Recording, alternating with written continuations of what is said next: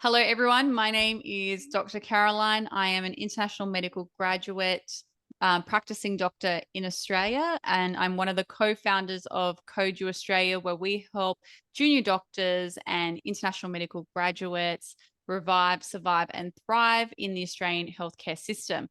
So this podcast is part of our series, which is called the IMG Success Stories. And I have a lovely doctor by the name of Dr. Maria with me. Hi, Maria.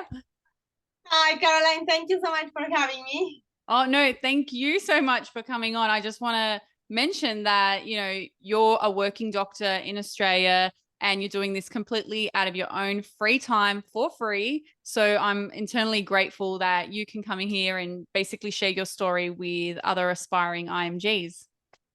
Oh, thanks, Caroline. No, I'm very, very, very happy to help. I went through all the process and I know how hard and frightening it could be. So if something that I will tell today can help anyone, I'm very happy.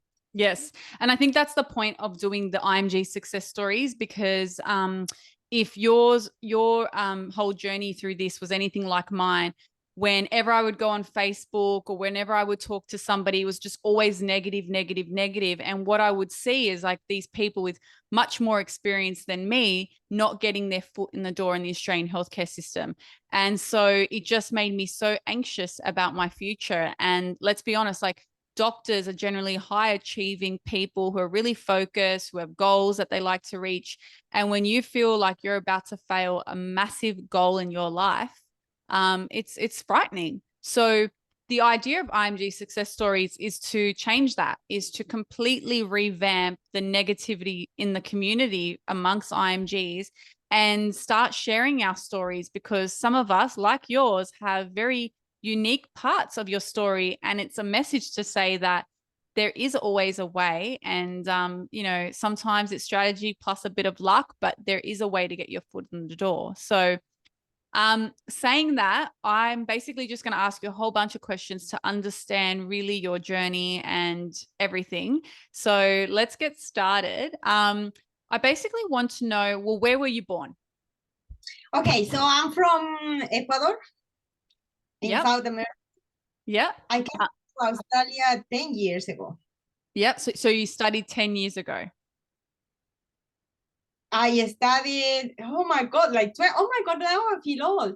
12 years ago. 12 years ago. Medicine. Yeah. Yeah. Yeah. So I finished my career 12 years ago. Yep. So you graduated 12 years ago, and did you start working in the hospitals over there? Yes, well, I'm not in South America in general. The training program for medicine is a bit different, I will say. So we study for 5-6 years, and then we have to do one internship year. Mm-hmm. This internship year is usually part of the curriculum to become a doctor. Yep. So you don't have your degree until you finish your internship. Okay. So, yep. But yeah, translating that to Australian System. Yeah. Thank you. I did my internship and then I work a couple of years more. Okay. So yeah, because over here in Australia, the internship's after you graduate. So you're actually a full functioning doctor that gets paid, but you're doing your internship. Yeah. So and I notice with a lot of IMG CVs, I notice that their internship is within their degree. So it's a bit different overseas. So how many years were you working after your degree and after you qualified as a doctor? I worked 2 years. 2 years. In Ecuador as well? Yeah, back to my country. Yes. Okay. So at what point did you decide you were going to move to Australia? Oh, that was very funny. Well, first of all, I came with my partner. He's a doctor as well. So we just came for holidays, really. We came to, well, I always had the idea to move out of my country to do more studies and things like that. But when I told that idea to my partner was like, yeah, why not? And then he said, where do you want to go? And I was like, let's go close home. So I thought Canada maybe. But things worked out very differently. We end up in Australia. So when we came side of the world. So when we end up here, we came just for 6 months. We didn't know anything, nothing at all about the system. I remember that the only thing I knew about Australia was that there is kangaroos, and that was it. So we just came for holidays, and then once we stay here, we just fell in love of the country, and decided to stay. So what year did you move over to Australia, and how did you move over? Did you get jobs before coming? Oh no. We moved in 2013. By the way, this is just an advice. Terrible mistake. We moved in December 2013. I never want to forget that. This was December. So December is the time that you stay with the family. Oh. Especially coming from a country when Christmas is a very big deal and you always spend time with your family. So it was a terrible mistake. Oh, so no. we moved in December 2013. We came with a student visa because our idea was, okay, let's go to Australia and just go around, visit some places. We saved 2 years of our salaries to come here. So it was like, okay, the money is gonna last, we thought, at least for a year, but let's go just for 6 months and see how it is. So, well, that was basically it. And we came to Melbourne on a student visa to study English, no jobs. Yep. Wow. That's so risky. Like, not risky, but it's so brave. That's the word. It's hugely brave. Well, thank you. You should say so. Yeah, it was silly, it was stupid, I think. Well, we both have traveled before to US, so we thought that maybe the same. So we didn't even have a hotel when we came here. And it's a very funny thing, because when we landed in Australia, in Melbourne, we asked the taxi driver if we can please borrow his phone to find a hostel or a hotel that we can go, because we didn't know anything about Melbourne. It was really funny. But wow, it's so like free range, like it's just like spirit of the moment type thing. Okay, so you arrived in Melbourne extremely unprepared for anything and just spirit of the moment. Just gonna see where life takes you. So you were here to study English on a student visa. So then what happened after that? Okay, after that, I wanted to go back to my country. I have to be very honest. I have to blame Diego in this. He's my partner. I think it's very healthy to blame your partner for everything. I certainly do that all the time. So yeah, I have to blame him in this. So I wanted to go back to my country. I was missing my family, everything, and plus life in Australia is very expensive. We came in the time, I don't know if you remember that, but we came in the time with the Australian dollar was almost the same price of the American dollar. Yeah. And unfortunately, in Australia, things are more expensive than in US. So having the same currency was very difficult. So make things very hard. So I was like, no, I want to go back to my country. And then Diego was like, can we try? Can we at least try to sit the exam, one of the exams, and see if we can find a job or do something? By now, we haven't had a clue about immigration. What visa do you need? If we can do it with the student visa or not. I was like, oh my God. And we had like 1 month left of the visa when Diego had this beautiful idea. So well, we work it out, and we extend our visa with another student visa for 1.5 years. So okay, so we work as a team, and I think that sometimes the IMGs that came with the partners, it's very helpful because you guys can team up. I mean, we can team up. And help each other. It makes the journey easier. So I say, okay, I study, I mean, for the visa purpose. And then you do the exams. Were you still studying English though, or were you had to study something else when you did the visa extension? No, when I did the visa extension, I decided to study something else. So I did aged care and community care. Because also I was thinking about to get a job. So I was like, okay, if we're going to stay longer, we don't have enough savings, enough money, so we need to make money somehow. Yep. So yeah, so I just was like, no point to study more English. I just gonna study something that at least is gonna give me a chance to find a job. Yeah, so I studied aged care, which I recommend for most of my friends that come from South America as a doctors. I say, look, just do that because it's easy to get a job. It's not, maybe it's not the same like clinical job, but you are in contact with people, which is great.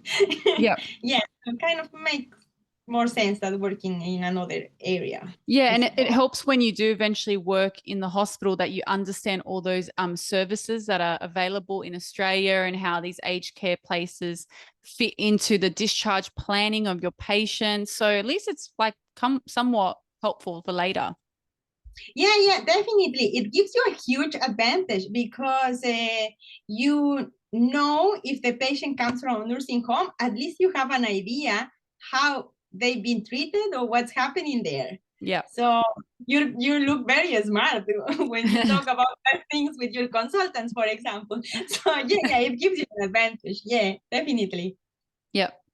Cool. So you both sat the AMC 1 exam did you Not sit? at the same time. Oh, okay. No.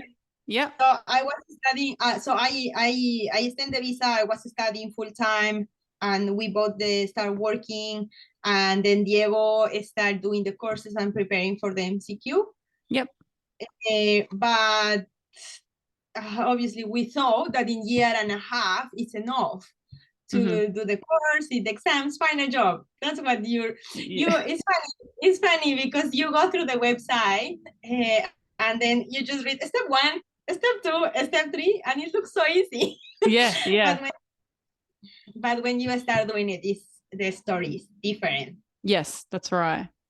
So it took us a little bit longer than that. So he started studying for the MCQ. And he didn't pass the first MCQ. Yep. So we were like, oh my God, now what are we gonna do? But back then we had Churri, which is my dog. So it was like, oh my God, it's not just both of us, now it's the dog as well. So we had to find another option. Yeah. I'm sure that a lot of people it's gonna agree with me in this. Being in Australia on a student visa, it's very expensive. It's because you have to pay school. You are not allowed to work more than 20 hours per week. Well, I'm talking about back then. Yeah. And you have to cover bills, school, everything. So it is very expensive.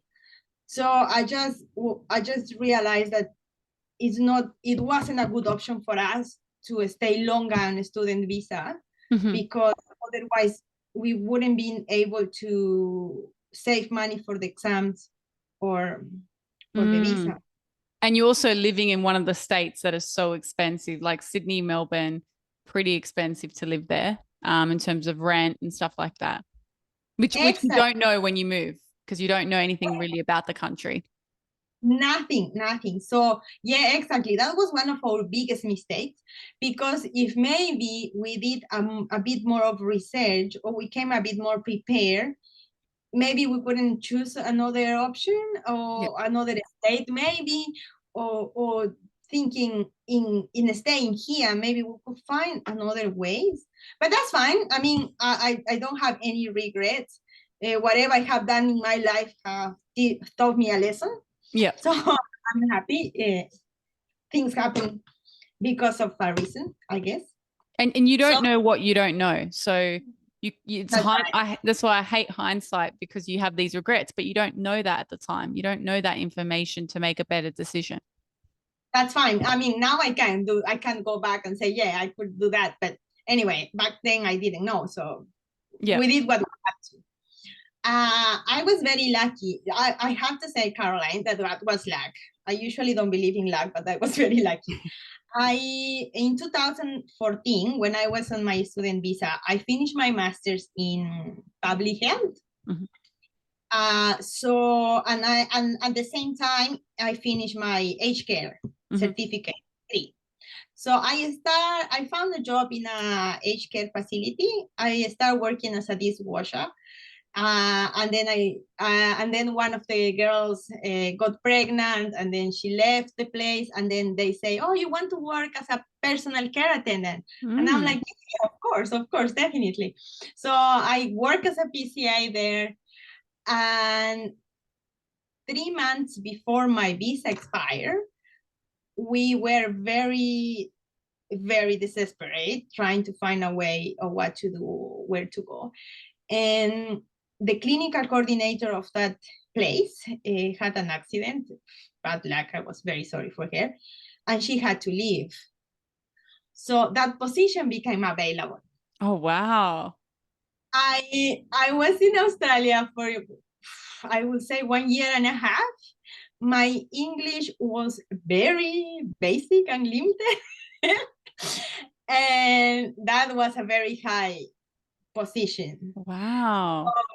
I was like, look, I don't have any other option. I have to ask, what can I lose? So I asked for a meeting with my manager. I met my manager and I say, look, I'm wondering if I can at least apply for the position. I'm not asking you to give me the position, but can I at least apply? So obviously she didn't know anything about my background. She was like, but you are just a PCA, so you need more education to become it. And so I say, look, can I give you my CV? And she was like, yeah, sure. Send the CV to human resources. And if they consider, I can give you an interview. I say, okay, thank you. So I sent my CV, and I remember it was very funny because she called me like 3 hours after. She was like, are you crazy? Why you never told me this? You've been doing a PCI job and you can do way more than that. I'm like, oh my God. So anyway, I end up getting that position. And then she offered me, I say, look, thank you so much. But if you want me to stay, I need the visa as well. So she was, okay. And she was, okay. So what do I need to do? I say, look, I don't even know. I need, but I know that you can be my sponsor. And she was like, okay. So that's how I end up with a good job and with my residence, with the PR basically, because she was my sponsor. I mean, the company was very happy to give us the sponsorship. Yeah, that's pretty incredible. And that was like all happened at once, right towards the end when your like visa, your current visa was kind of finishing. That's fantastic. Yeah, that was, we were very, very lucky, I will say, that happened and how the things happen. Yeah. So, but there is bad as well. There are pros and cons in all these things. So because I was on a sponsorship, I had to sign a contract, which was fair. Oh yeah. Very, yeah. I don't complain. It was 5 years contract. So obviously I just stopped my process to do the exams and everything. And I just start working while Diego was doing all his exams. Yeah. Because even if you did your exam and you got a job as a doctor, you wouldn't be able to take it because you've signed this contract. Exactly. And plus, because I was on the sponsorship visa, I couldn't leave the job before getting the visa, the PR. Yeah. So so I was like, okay, that's okay. I just want to enjoy my job, learn about this, focus in this, and then I move on. Yep. And then whenever this time is over, I can just start with my registration, I think. But that was I won't say mistake, but that was something that held me back, because all these years I didn't count that I'm gonna be counting the don't having residency of practice. Yeah. So, well, it's kind of like at that point, what do you do? Because having PR is so important as well for you to stay here. So there's that hanging over you. And then there's obviously you getting back into medicines hanging over you. And you just it sounds like you just have to choose one, like choose one, give up one for now. So, I mean, like no judgment. I think you did the best decision that you could with what you had. Yeah, exactly. So, but because there is not much information about what is residency of practice, Yeah. what you can fill that gap with. So I thought, look, I'm doing a clinical job. I mean, I wasn't seeing patients, obviously. It was just admin, but I was like, okay, I'm doing clinical things anyway. Yeah. So I thought that maybe it could help with my gap, but no, it did not. After I didn't not even 1 month of what I did as a residency. Yeah. So, but anyway, I got the PR. So that was a big help. Yeah, definitely. So, fast forward 5 years, you've been working in this job. At what point? So, how did you get back into medicine, I guess? Because I was working with GPs a lot, and obviously you talk with them and say, oh, well, you end up talking about your background. One day I was talking, oh my God, I'm grateful with him forever. One of the GPs that was working with me in the aged care, his wife was from Venezuela, so he was practicing his Spanish. And he said, oh my God, I can't believe you're a doctor. I just have a friend. My friend is working in Launceston as a doctor. She just got a job and blah, blah. I'm like, oh my God, that is so good. And she's from Venezuela. And I was like, okay, that sounds cool. And then why you don't do the same? And I was like, well, I don't know. I'm worried. I don't know. I was, to be honest, I was very scared.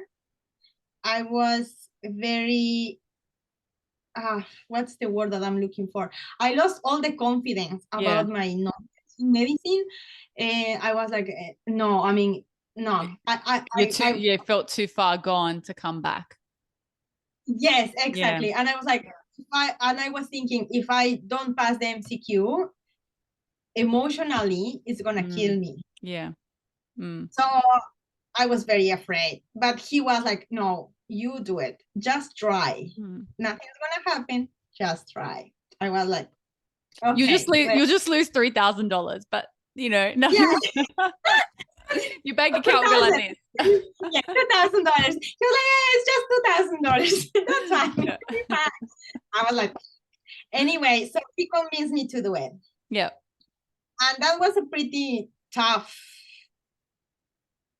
time because Diego passed his exams, both of them, but because we didn't have a permanent residency, he wasn't able to get a job. Yeah.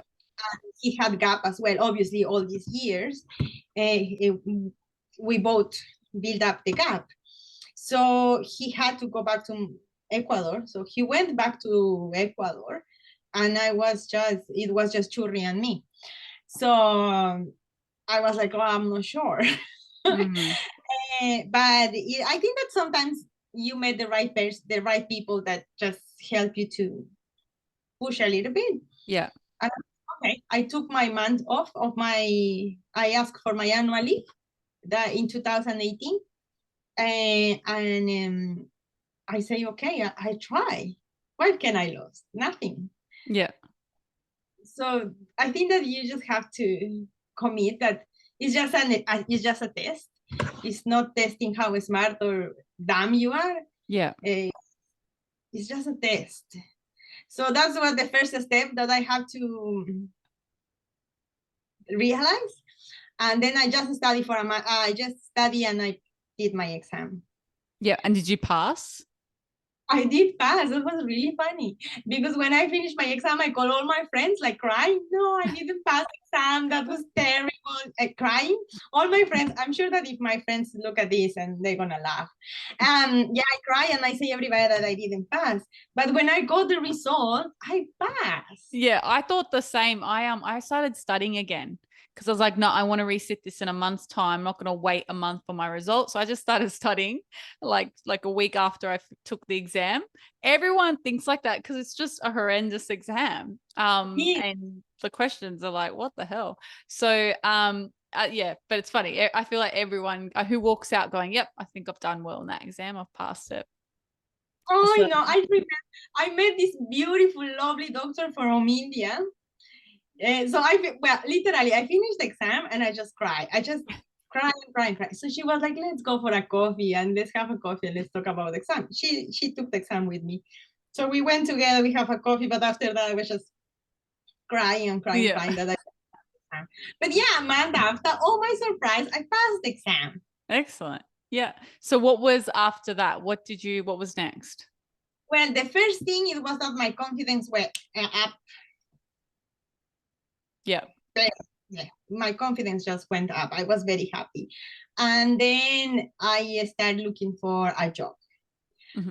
Finding someone to help me to organize my resume, and just finding for a job. But it was obviously for my gap and everything very difficult. Yeah. So after that, Diego came back. He got a job in Launceston, in Tasmania, and then he moved to Tasmania. And then I thought I may have a chance to get a job as well where he was working. So I resigned to my job in Melbourne, and then I moved to Tasmania. How long was Diego in Launceston and you were in Melbourne? It was a while, wasn't it? Like a year or? No. It was like, no, it wasn't a year, but it was like 6 months, I would say. Oh, okay. Yep. Yeah, it was like 6 months or so. So he did an observership first. Yep. And then he got the job. Yep. Okay. Yeah, that was still in Melbourne. Yep. Okay. So he got the job and you had moved over 6 months after he started working.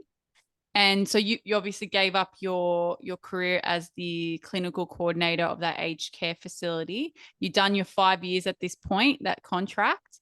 And so you were kind of free to move down, like resign and move down to Launceston. Is that correct? Yes, kind of, yes. Yeah, that was the idea. Yeah, that was the idea. So when I moved to Launceston, I thought I was going to have a chance to get a job. But I did not. Mm-hmm. So I went back to square one. So I went back to square one.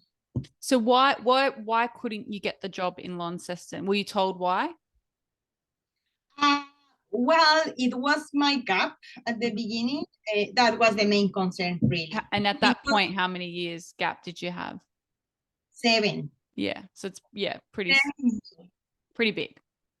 It was a big gap. Yeah. So people with 5 years of gap was struggling to have a job. So I have 7 years of gap, and I didn't have my clinical. I just have my MCQ. Yep. So I was like way behind in the queue. Yeah. And obviously I went back to square zero because I lost my job and everything. So I didn't give up, I guess. And I applied for the observership. I got a position in the observership. And at the same time, I did my course for my clinical exam. And I finished my observership. But again, because of my gap and everything, it was difficult for me to get a job. Yep. So then Diego had to help me. So he advocated for me at the hospital. And then I got the job. I got the position. Yeah. So on a 7 years gap, no recency of practice, you did the observership. Did you pass your AMC too? Like while you're doing your observership? No. Okay. So you did get a job with AMC 1, 7 year gap, and off the observership. Actually, but the time that I got the job, I already had 8 years. 8 years. Wow. Because I did observership and I didn't get the job straight away. Yeah. It was like exactly. It was exactly like a year after that, because it was. I finished my observership. I didn't get a job, and then I waited for a year while Diego was working in Launceston, and then I got the job. Yeah. So it was like 8 years of that. Yeah. And so, okay, so a few things we'll have to need to discuss and give people more detail. Like, one, you said like Diego advocated for you. And I can't stress enough that if you're somebody that's in a relationship with another IMG doctor, but you get a job first, it's so important that you come in and you shine and make a really good name for yourself, because when the clinical support unit, which is the administration department, they hear about your name and how much people love to work with you, all they want to do is keep you at that hospital. And if that means like, oh, you tell them like, I've got a partner, they're looking for a job as well, they will try to find something to like a position for your partner so they can keep you both there. And so I obviously worked with Diego, and I can tell you firsthand, he did make a great name for himself. Everyone loved him. So it's no surprise to me that they would have done anything they could to keep him. But saying that, you also got to give you credit, because you also did the observership program. So had you been terrible in the observership program, I don't think they would have been conflicted, really. Like, yeah, we like Diego, but we don't really like Maria that much. So, you also came in with the goods as well. And that's really, really important, because when one person gets their foot in the door, they have a higher chance of getting the other person's foot in the door. I guess the second point I want to make is that you didn't get a job initially after the observership, but that's because the job that you did get, what was the title you went into? Yeah, okay. So that's the other half of the story, I guess. I got a job as an intern with level 1 supervision. Yeah. Which was, I think that was luck as well, because my gap, it was big. And obviously it was very difficult for me to get a job as an RMO. So I think that I was lucky. The hospital just has this vacancy and they need someone to fill that position. And I was in the right time. Yeah. And you were Diego's partner who they wanted to keep in the hospital. So just to explain to people how that works. So even though you had done an internship overseas, there is this little loophole that not many, I would say like not every hospital would want to do it unless they feel very like, they feel very trusting in the fact that they're taking on somebody that's going to be really good, like yourself. So what they can do is, if you have this massive, massive clinical gap with no recency of practice, which is what you have, is essentially to bring you back to the very start of your career, which is an intern. So while if they gave you a RMO position, even on level 1 supervision, so an RMO here in Australia is like a junior doctor, but it's above the intern. So intern's a junior doctor as well, but it's like it's like level 1, it's the start. And then RMO is like level 2, but you can also still be on level 1 supervision. But when they put your paperwork to AHPRA might not accept you as a resident, even on level 1 supervision, because you had a massive gap. So there's this little loophole that the hospital thinks like, whoa, why don't we support her application as an intern instead? Even though really you're doing the same job, whether it's intern on level 1 or resident on level 1, you're doing the exact same job. But for AHPRA, it just ticks all the right boxes. So does a hospital do that very often? No, I know of you, and I know of somebody else another hospital, not Launceston, another hospital that they did that for another doctor as well. But in her case, it wasn't the clinical gap. It was that AHPRA, they gave her a resident position and they didn't recognize her internship. So then she could not accept the resident position. So they took it back off her. And then later on, they offered her an intern position because she had to basically start over, since her internship overseas not recognized, which means she'll need one in Australia. So your case is like this third scenario that I wouldn't say is common. It has to be the right circumstances. So that, yes, this person has a clinical gap, but you're confident they can do the job. And that you want to keep them at the hospital. You want to keep their partner at the hospital. You did the observership, so you paid your dues in a way as well, I think. So that's kind of like why you got an internship position. But yes, they are very considerate luck. Like I always say, an internship position, because I got one too, and I got one that like somebody just pulled out in April. They just quit, which is unheard of. Like somebody working as an intern then quitting, and that became available. So that is like absolute luck. So yeah, there's a little bit of strategy, but for intern positions, there has to be luck involved. Not like a resident position because there's more of them, but intern ones, there are not many at all, and not many for IMGs either. You have to really wait for the local doctor to not take the position, and then the international student who studied in Australia not to take the position. And then when they're basically desperate, they can give it to you. That's really what it is. So the fact that that's why you had to wait a year until a position came available, that they were able to offer you an intern position. So, I mean, yeah, so it's pretty impressive. So when you were telling me your story, in my head, I was like, hold on, I just want to repeat this. You went from being a doctor to unemployed English student to then aged care student, master of public health student, a dishwasher, to a personal carer, to a clinical coordinator, back to being unemployed, to now a doctor working in Australia. Is that right? Yeah. That is the most incredible thing I've ever heard. You missed one of my positions. And I have to say that position gave me a lot of advantage as well. Because when I moved to Melbourne and I resigned, obviously I was unemployed. So I didn't know that in Australia, there is a AIN, which is assistant in nursing job. Yeah. Actually, that's a tip for all the IMGs as well, while you are working your way into the hospital. I didn't know about this job, really. So obviously, I was looking for a job in Launceston, and then this position came up, assisting in nursing. And I was like, okay, I may apply, because they said you need certificate 3 in aged care. And I applied, and that was in the hospital, in Launceston Hospital. So I applied, I got the position. So I worked in Launceston as an assistant in nursing for a year and a half.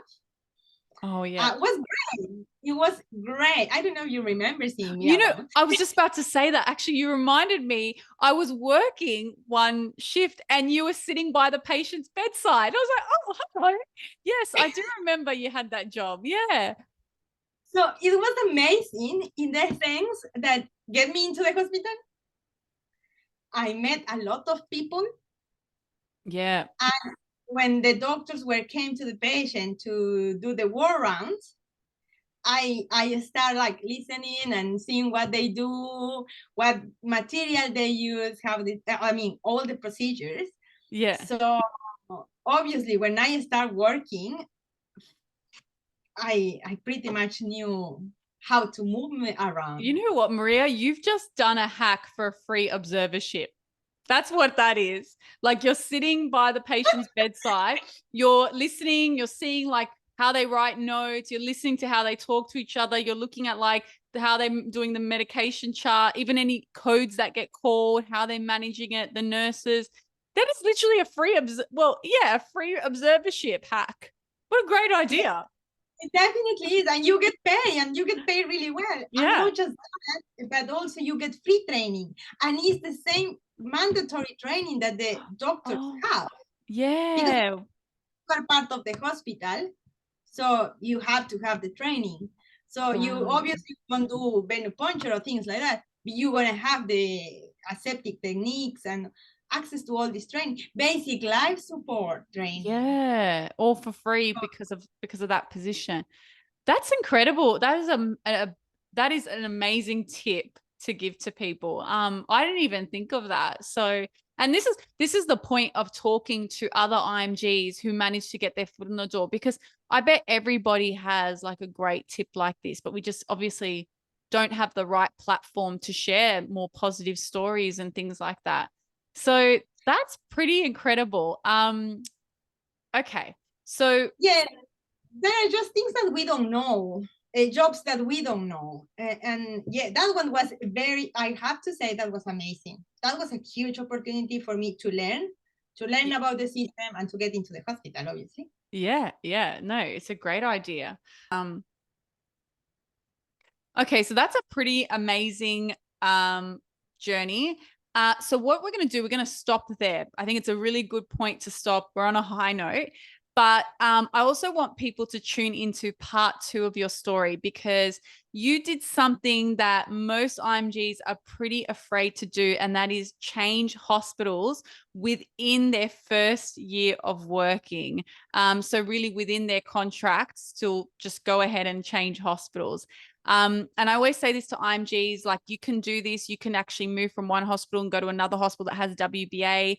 You're a lot more like an advantage, because if a hospital needs IMGs, they want to take people that are already working and already in the system. So you actually did this, but we're going to share that story in part 2. So hopefully you guys can catch us there. And we'll see you all in part 2.